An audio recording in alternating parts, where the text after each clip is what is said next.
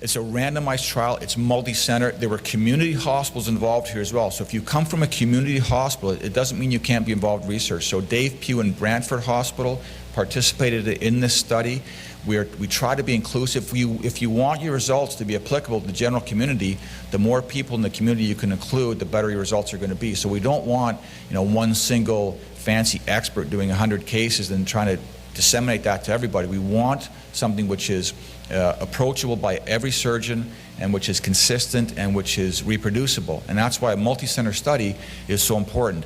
Number two is you cannot get the numbers you need without multiple groups involved. So the Canadian Orthopaedic Trauma Society, which some of the speakers here are members of, is a group that all sort of like-minded individuals who want to do these kinds of studies on fracture care, and it makes a huge difference, and it produces a level of evidence which is level 1 and also applicable to everybody, not just single centers. So that's what we did, a randomized trial. Of all the trials you do in orthopedics anyways, a surgery, no surgery trial is the hardest one to sell to a patient. So if you come into my hospital with a broken tibia, like the SPRINT study, okay, and myself or a resident or a research nurse comes to you and says, you have broken tibia, we need to put a nail down it, we're just not sure whether nail A or nail B is better, and we want to flip a coin to decide which nail. I think they're both good, but we don't know for sure. That's a relatively quick sell. That's like a 5-minute, get the consent and move on kind of thing. That's easy. If you go to a patient and say, we got this broken clavicle, and we're not really sure whether an operation is good or not, so we're going to flip a coin and decide whether you need surgery or not, everyone's like, yeah, time out on that one. So that is a hard sell, and we've done a few of these, and they're not easy to do. And the one thing that correlates best with getting patients into that study is the amount of time that you spend with the patient. So if you try and just get them to sign a consent form quickly, it's not going to work. But if one of your research coordinators or yourself sits in that room in the fracture clinic for an hour, lets them go home with the consent form, calls them that night or the next day, talks to them again about things, that's how you get patients in this study. And that it's very time consuming. And you have to have a research assistants or coordinators who help you do that. And there's no way this trial can be done without it. And I'll talk a bit about that in a second. So we randomized them. Non-operative treatment was a sling, fixation, small fragment like you saw right here. There's actually special plates now. We started out, we had these straight plates, and the clavicle, as you may or may not know, is a curved bone, so it's kind of awkward when we started. But now we have curved plates that fit the clavicle, so we use mostly those. We did, all of the usual outcome measures. I won't belabor that point. We had 132 patients in the study, which was really, we thought, quite good. Now these numbers pale in comparison. Like I read these cardiac trials where they have like 15,000 patients, and I'm kind of embarrassed, this is the best we can do, and there's 130 patients in orthopedics. But in actual fact, all things being considered for a fracture study, it's pretty good. Now the SPRINT obviously is much more, but it's a little bit simpler study to do than this one. And so we got 132 patients, and we followed up 111. And this study was not new. There was an identical study done before, which I'll show you in a second, presented 8 years before, that was never published because they lost so many patients to follow up. So it's a testimony to the skill of the research coordinators that we got all these patients back in this study. We also found, and this is consistent with our previous experience, that we lost more patients in the non-operative group to follow up. So I think we had 64 or 63 in each group, something like 65.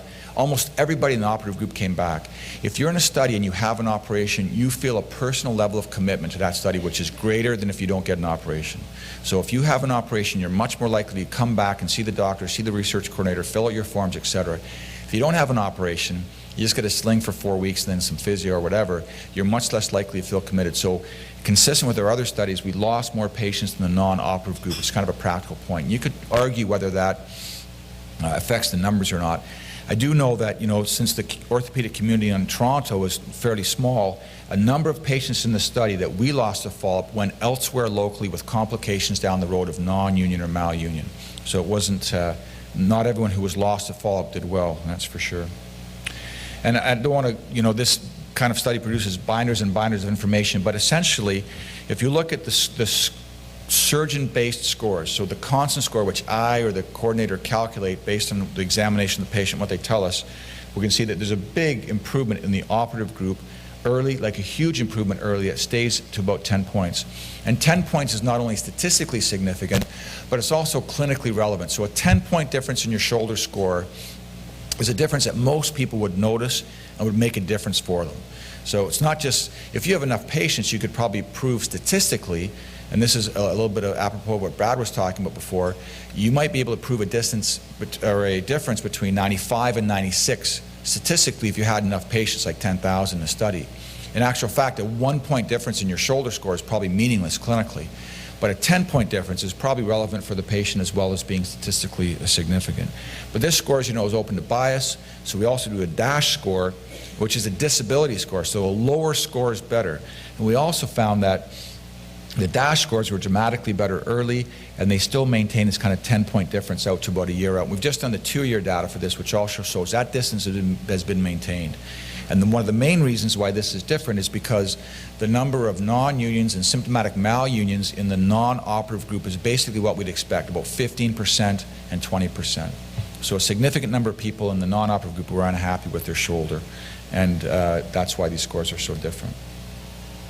So this was and I didn't show you all the data, but this is the kind of conclusions that we came up with. In the non-union, we had 2 in the operative group, and we had 7 in the non-operative group. I want to talk about one of the non-unions in the operative group for 1 second. If you know the intention to treat principle, it means that when you randomize somebody in a study, and they get randomized to operation, they are evaluated as if they got an operation. Now, one of the patients who was randomized to the operative group basically balked at the operating room door. So he gets randomized to operation, he shows up for his operation, and basically outside the OR, he says, you know what, I'm not going to go through with it, I don't want an operation for this. And so sure enough, he goes on to get a non-union end of his clavicle, which we felt served him right, frankly. But because he was randomized in the operative group, then he has to be included for the stats in the operative group. But in actual fact, this was 1 out of 62, not 2 out of 62 for what it's worth. Now, I mentioned before that there was another study just like this. This is an identical study done again by Lynn Crosby's group. This was presented at the American Academy in March 2000, which presented 7 years before we published our study, okay? And well before I got it. And this is where, frankly, I got one of the ideas for our study right here. And it was 100 patients, almost identical numbers as us. It was never published because they lost almost 50% of their patients to follow-up. So that's why the study, which is basically identical to ours, no one knows about it. It's buried in an abstract book somewhere and no one knows about it. It's because we have the research coordinators like Lisa and Lynn and Ryan in the clinic who track these patients down and make sure they come back and call them when they don't. That's why our study was successful and why it was published, and that's why this study failed. So the point I'm trying to make here is that you cannot do this study on your own. You have to have some help doing it. You have to have people who are dedicated to the cause, and that's why our study was successful, because all of the centers involved had someone like that to get these patients back and make sure that we got the follow-up. And if you don't have that, your randomized trial will not work. As a busy clinician in Ontario, you will not have the time or the energy or the skill to make sure this gets done right if you don't have someone helping you. And what about the future? Well, you know, all this stuff is interesting, but we're still moving ahead with it, and we're looking at some future studies. People come up to me and say, there's a set percentage of people who have a displaced clavicle fracture, just like all the slides I showed you, all right? And they heal in a malunited position, and their shoulder is fine. I once gave this talk in Edinburgh, this big trauma meeting in Edinburgh, and as I was finishing giving the talk, I saw the moderator taking off his jacket. He was kind of a crazy guy, James Christie, in Edinburgh. And then after I gave the talk, he took his shirt off. And so people are looking at him saying, what's going on here? And so I kind of hesitantly answer a question to him, but you can tell everyone wants to know why the guy's got his shirt off. So I go through him quickly, and he says, you know, I broke my clavicle playing rugby back for, you know, Oxford in '62, and it healed all crooked like that, but my shoulder's just fine, look, and he's moving it around and everything. I said, yeah, thanks for that. That really helps make my point. But the thing is that, and his is a good point, there are some people who break their clavicle. It looks exactly like all those crap x-rays we saw. It heals promptly in a crooked position, and their shoulder function is normal, and their DASH score is 0. So why is that? And that's what we're trying to figure out now, is why we have some people like that, whereas others are miserable with it, or some take so long to heal.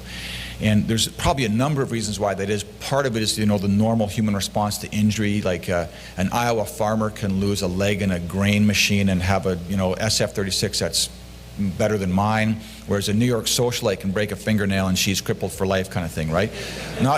Not there's anything wrong with New York socialites, okay, but you know what I mean. And so in the spectrum of clavicle injuries, there's probably the same thing. Some people have a lot more sensitivity to residual discomfort or pain or whatever than other people do. But there's also something else I'm sure of intrinsically going on. One of the things we're looking at now is this problem with the scapula. The clavicle is really just a strut. It just keeps your shoulder where it belongs. And we've noticed a lot of patients coming in with this kind of winging. And this one's kind of subtle. If you look at it from the back, you can see how this shoulder kind of slopes down here. That's the shoulder that has the clavicle malunion on. And you can see here there's just this kind of funny prominence down here. It's a bit different from this side. And if you look at it in 3 dimensions, it's because that distal piece also rotates forward, so your scapula kicks out a bit. And these patients would be coming in complaining of this kind of back pain. They'd say, you know, my back, they'd say my shoulder hurts, and I say, yeah, that's because your clavicle healed short. I can't do anything overhead. I get numbness in my hand. I said, yeah, it's because the nerves are pinched. And, you know, backpacks are slipping off. I said, yep, that's because it's all short. And they say, and you know, my back is hurting. I said, whoa, don't get crazy here. I got no idea why your back is sore. Okay, that's something completely different. But enough people complain about that consistently that I began thinking about it. And one lady came in and said, you know, look at my son's shoulder blade sticks out. And I looked at it, and she was right. That's actually the kid here. So this one right here sticks out a lot compared to that side. And if you look at a CT scan, so you can see that, and this is 3-dimensional scans we're trying to get now. If you look at this, this goes right through the transverse processes. That's kind of a midpoint line of the shoulder. Here's his AC joint here. If you look here on this side where his malunions, you can see how different that is, how the whole shoulder is kind of awkward and tilted, and his scapula here, if you look at it, is different than the other side. And there's a number of ways you can measure that, and they have this kind of scapular dyskinesia when they're moving. So that's, maybe these people are the ones who are really the most symptomatic. And if your scapula stays roughly where it is because this piece doesn't rotate, maybe those are the people who are going to be okay. So we're trying to identify the bad actors better so we can take that number needed to treat, which is now around 3 or 4. You have to operate on 3 of these fractures to really eliminate one non or malunion and get it down to a lower number, get the number needed to treat down to a lower number.